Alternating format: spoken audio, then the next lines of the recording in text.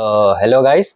तो आज हम डिस्कस करेंगे Q3 FY26 con call of Stylam industries. अभी एक वुड पैनल सेगमेंट का कंपनी है, स्पेसिफिकली इन लैमिनेट्स। तो ये लैमिनेट्स मैन्युफैक्चरिंग करते हैं, हाई प्रेशर लैमिनेट्स भी मैन्युफैक्चरिंग करते हैं।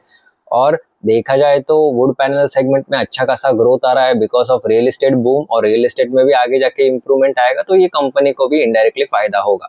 सो हम इसके ऊपर समझते हैं कि उनका आगे का गाइडेंस कैसा होगा, उनका अभी तक बिजनेस कैसा था और बिजनेस का ओवरव्यू कैसा है। We will try to understand. So current market cap is around 3750, share price है 2213, स्टॉक पी है 26.7 एंड बुक वैल्यू है 427, ROC 27% एंड ROE इज 20%। तो ये सारा रेशियोज तो अच्छा है। लेट्स डिस्कस कि उनका Q3 का परफॉर्मेंस कैसा था।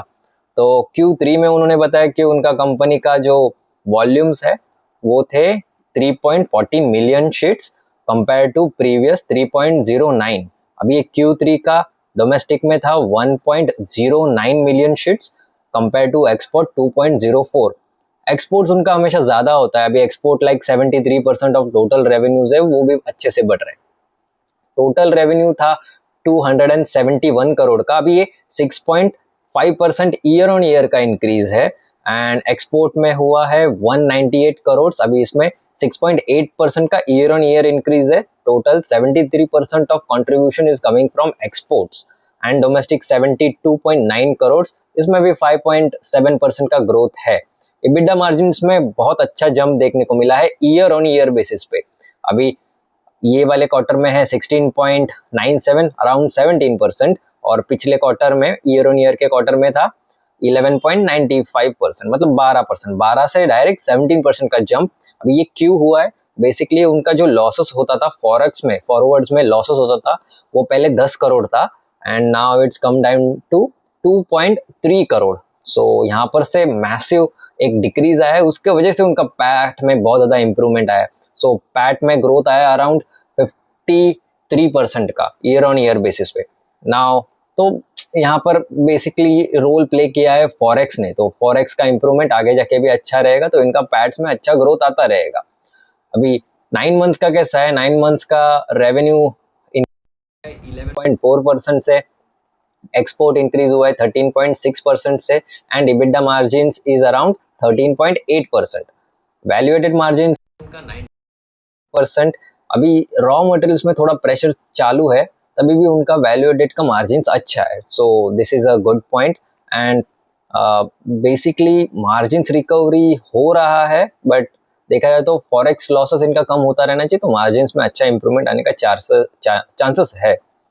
अभी ये एक कोग्यो करके जापानीज कंपनी है, वो एक्विजिशन कर रही है स्टाइलम इंडस्ट्रीज में। स्टाइलम इंडस्ट्रीज को वो उनका सब्सिडरी बना लेंगे। ये 2026 तक में, मार्च तक उनका एक डील होने वाला है, ओपन ऑफर करेंगे। तो इसमें कैसा हो रहा है? They are trying to acquire around 40 to 53%। मेरे ख्याल से 50+ ही परसेंट करेंगे, क्योंकि उनको सब्सिडरी बनाना है। तो ये बनाने के लिए 50+% का उनका स्टेक होना बहुत जरूरी है। अभी कॉन कॉल में क्या बोल रहे हैं, मैनेजमेंट एग्जिट नहीं कर रहा है, बट मैंने जो भी मेन कंपनी है अकाई कोग्यो का कंपनी का अनाउंसमेंट पढ़ा है, तो उसमें कैसा बोला था कि जितना भी स्टेक्स है प्रमोटर का वो ले लेंगे, और मेजर जो वोटिंग राइट्स होंगे वो आइका के पास ही होगा, और ये बाकी के जो कंपनीज है वो डे टू डे बेसिस पे जो भी मैनेजरिंग रेगुलेशंस होते हैं या फिर ऑपरेशंस होते हैं वो मैनेज करेंगे। तो ये प्रमोटर कंपनी किसका है? जगदीश गुप्ता है और उनका फैमिली है, वो ही पूरा रन करेंगे, जो भी उनका मैनेजिंग डायरेक्टर्स और उनका स्ट्रक्चर है। बस ज्यादा वोटिंग राइट्स जाएंगे ये जापानीज बेस्ड कंपनी के पास। अभी ये क्या होगा इसमें टेक्नोलॉजीज आएगा, इसमें प्रोडक्ट्स, न्यू प्रोडक्ट्स है उसका भी इनोवेशंस होगा, और मैन्युफैक्चरिंग का भी अच्छा सा इनको गाइडेंस मिल जाएगा। ब्रांड तो इंडिपेंडेंट ही रहेगा, स्टाइलम बेस्ड ब्रांड, और ब्रांड वैल्यूएशंस का कुछ इन्होंने अभी तक बताया नहीं है। इसमें कैसा होगा? अब ये जो जापानीज कंपनी है उसका एक एम है कि 300 बिलियंस में उनको रेवेन्यू करना है, उसके related they are doing multiple acquisitions in Asia. तो ये कंपनी में एक्वायर करेंगे तो उनको एक्सपोर्ट में बहुत अच्छा डिमांड मिलेगा अलग अलग कंट्रीज में, क्योंकि स्टाइलम का ऑलरेडी गुड स्ट्रेंथ है एक्सपोर्ट में, स्पेसिफिकली यूरोप हो जाए, यूएस हो जाए, मिडिल ईस्ट हो जाए, डोमेस्टिक में भी दे आर इंक्रीजिंग। सो वो कंपनी को, आइका को, कंपनी को अच्छा खासा एक रेंज मिल जाएगा उनका बिजनेस एक्सपेंशन के लिए। And another thing is current जो उनका कैपेसिटी एक्सपेंशन चालू है स्टाइलम का, सो कैपेक्स था 320 करोड़ का, इसमें से 227 करोड़ ऑलरेडी उन्होंने स्पेंड कर दिया है। कमीशन करेगा मार्च 2026 में। अभी इसमें से पीक रेवेन्यू कितना आ सकता है, 700 से 1000 करोड़ का पीक रेवेन्यू आ सकता है। FY27 का यूटिलाइजेशन होगा 30 to 40%, मतलब 300 से 400 crore we can expect coming in FY27। जो करंट रेवेन्यू 1000 करोड़ था FY25 में, तो वो थोड़ा ये साल में बढ़ जाएगा 10-12% से, उसके ऊपर ये 300-400 करोड़ का रेवेन्यू, और 2-3 साल के बाद ये जो न्यू कैपेक्स है उसका वी कैन एक्सपेक्ट कि 70 to 80% कैपेसिटी यूटिलाइजेशन हो। अभी ये इसमें क्या बनाएंगे, लार्ज साइज का लैमिनेट्स हो वो बनाएंगे, बहुत ज़्यादा लार्ज साइज का लैमिनेट्स हो, कमर्शियल इंडस्ट्रियल्स में या फिर रेसिडेंशियल्स में यूज़ हो। अभी टॉप ग्लोबल में बस 3 ही प्लेयर है और ये एक प्लेयर हो जाएंगे। सो ये बहुत ही एक मार्केट ड्रिवन एक्सपेंशन है और आगे जाके इनको बहुत ज़्यादा बेनिफिट्स हो सकता है इसके साथ। थोड़ा डोमेस्टिक बिजनेस का इन्होंने गाइडेंस दिया था। अभी क्या हो रहा है, डोमेस्टिक बिजनेस में वॉल्यूम्स भी थोड़ा थोड़ा इंक्रीज हो रहा है, बट मार्जिन्स बहुत कम है कंपेयर टू एक्सपोर्ट बिजनेस में। अर्लियर उन्होंने बोला कि फैमिली डिस्प्यूट्स था, इन्होंने इसलिए ज़्यादा एक्सपोर्ट में उनका ध्यान दिया था। अभी now it's fully promoters control, और एक्शंस भी उन्होंने प्रॉपर लिया है ये सारा चेंज करने के लिए। तो कॉस्ट के रिलेटेड उन्होंने अच्छा एक्शंस लिया है कि कॉस्ट का क्या होना चाहिए। ऊपर से सेल्स टीम का रिस्ट्रक्शन किया और सेल्स का जो हेड है उसको भी हायर किया है। तो 2-3 क्वार्टर में वी कैन एक्सपेक्ट कि पूरा स्टेबलाइज हो जाए और मार्जिन्स और रियलाइजेशंस अच्छे से आ जाए। ज़्यादा फोकस होगा वैल्यू एडिड में, ना कि कमोडिटीज़ में। तो यहाँ पर शिफ्ट हो जाएगा कमोडिटी से वैल्यू एडिड का। सो अभी तो मार्जिन्स कम है, बट वी कैन एक्सपेक्ट कि FY27 तक they can get good margins in domestic business also. अभी एक्सपोर्ट का अच्छा गाइडेंस दिया। अभी 50% of their revenue is coming from Europe, has been कि 73% आ रहा है, उसके अंदर भी 50% आ रहा है यूरोप से, और यूरोप में दे आर एक्सपेक्टिंग कि 20 से 25% का ग्रोथ आए।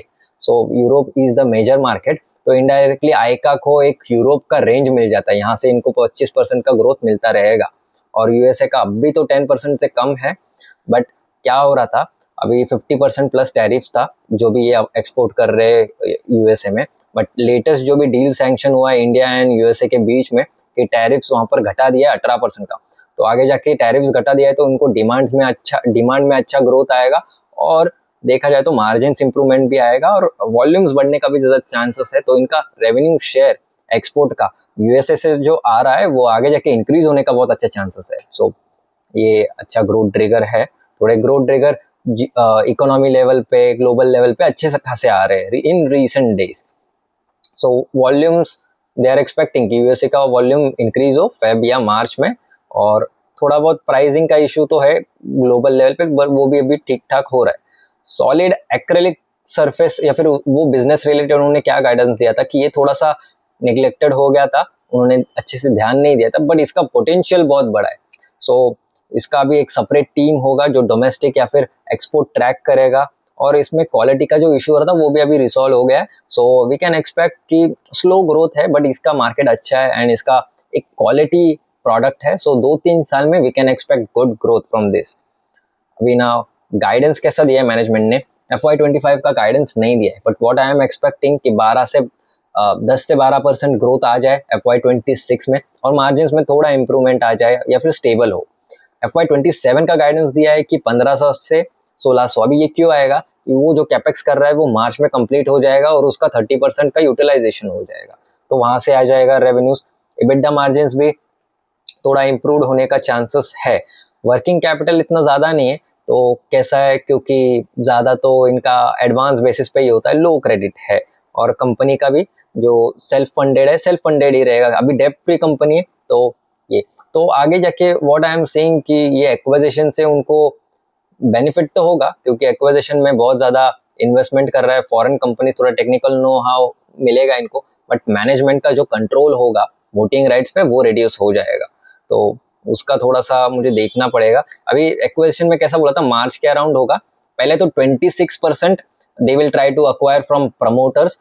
फिर उसके बाद एक बार कंपनी ने 26% अक्वायर कर लिया तो बाकी का 25% अक्वायर करने का भी उनको एक एलिजिबिलिटी होता है उनका, वो भी उनका फुलफिल हो जाएगा तो वो भी अक्वायर करेंगे, तो ओवरऑल 53% दे कैन अक्वायर, और ये कंपनी उनके कंसोलिडेटेड बुक में जा सकता है, जाएगा ही, क्योंकि प्लान तो वैसा ही है। सो ये फिर एक इंडिया बेस्ड कंपनी होगा which will be controlled by a Japanese company, और जैपनीज कंपनी का द क्वालिटी एंड उनका प्रिसिशन तो ओवरऑल इन्वेस्टर्स के लिए तो ये एक अच्छा स्टैंड पॉइंट है, क्योंकि अच्छा इनको वैल्यू मिलने का, आगे जाने का अच्छा चांसेस है। And has we know in this industry, MDF है, प्लाईवुड है, लैमिनेट है, विनीर है, लैमिनेट्स का सबसे अच्छा ग्रोथ अपॉर्चुनिटी है, ये सबसे फास्टेस्ट ग्रोथ होगा, क्योंकि कौन सा भी वुड हो, कौन सा भी इंडस्ट्रियल कंस्ट्रक्शन हो, या फिर कौन सा भी रिटेल हो या कमर्शियल हो, वहां पर लैमिनेट्स का नीड रहता है भी। सब्सटीट्यूट के लिए हो सकता है कि प्लाईवुड की जगह एमडीएफ यूज कर ले, पर लैमिनेट्स तो चाहिए ही। That's what I think. So that's it guys, ये आज के लिए था हमारा discussion on Q3 FY26 con call of Stylam industries. तो मिलते हैं अगले वीडियो में। Thank you.